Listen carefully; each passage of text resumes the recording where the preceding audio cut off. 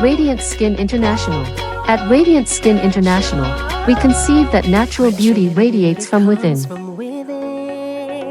The history of Radiant Skin, masyado siyang broad. Paano siya nag-start? Nag-start siya sa dream and pain and sa maarte. Kanang you want to love yourself, feel confident to yourself. Para sa akin, naniniwala ako na pag wala kang self-love, wala ka din mabibigay sa iba. So, paano siya nag-start overall? High school pa lang ako, pag hindi ka maputi sa mga pageant, madalang kang manalo. Diba? So, ikaw, tinitingnan mo yung mga artista, pag ka maputi, sumisikat. Diba? Yun yung naging connotation sa Pilipinas. From then on, gusto ko i-continue ko yung skincare ko kahit na mahal. Ang inspirasyon ko nun si Ma'am Belo kasi sa kanya kasi yung history niya, di ba, nag-start lang siya ng maliit, nag-start sa pangarap, hanggang sa nag-aral siya. Ganun din kay Radiant Skin International. So, OFW kami for about 14 years. Nagsisimula na din kaming business law. Nag-start kami sa bakery, nag-online selling kami. Until such time, na-meet namin yung long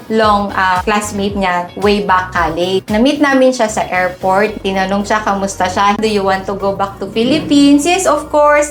Gusto namin mag-business. Hanggang nakita niya yung vision and dream ni Kim. Kasi nga, pag OFW ka, ang mahirap kasi doon yung nasa trabaho ka, malaki nga yung income mo, pero hindi mo kasama yung mga anak mo na okay, napapadala mo sa comfort na school, pero yung kapalit nun, lumalaki yung bata na hindi mo siya nakakasama, hindi mo siya kilala. Kahit na kasama mo siya every 3 months, iba pa rin yung araw-araw na kasama mo yung bata. Para sa akin, yun yung naging stepping stone ko na to go back to the Philippines. So, yun yung one of reason kaya kami bumalik sa Pilipinas. Yung second reason namin kung bakit kami bumalik sa Pilipinas, kasi na-vision ko na pag nagtayo kami ng sariling business, mas makukuha namin yung purpose namin bilang tao. Ako, naniniwala ko dapat may 4 aspect kang inaalagaan sa sarili mo. That's spiritually, mentally, physically, and emotionally. Kaya ako, natutuwa ako nung nabuo si Radiant Skin kasama ng mga business partner namin noon na habang nagpe-present ako, nasi-share ko din yung vision, mission ko sa mga mothers, sa mga solo mothers, sa mga babae na din. Para sa akin, yung beauty is really comes from within and that's come from self-love. Kasi na-promote ko yung self-confidence sa tao. Yun yung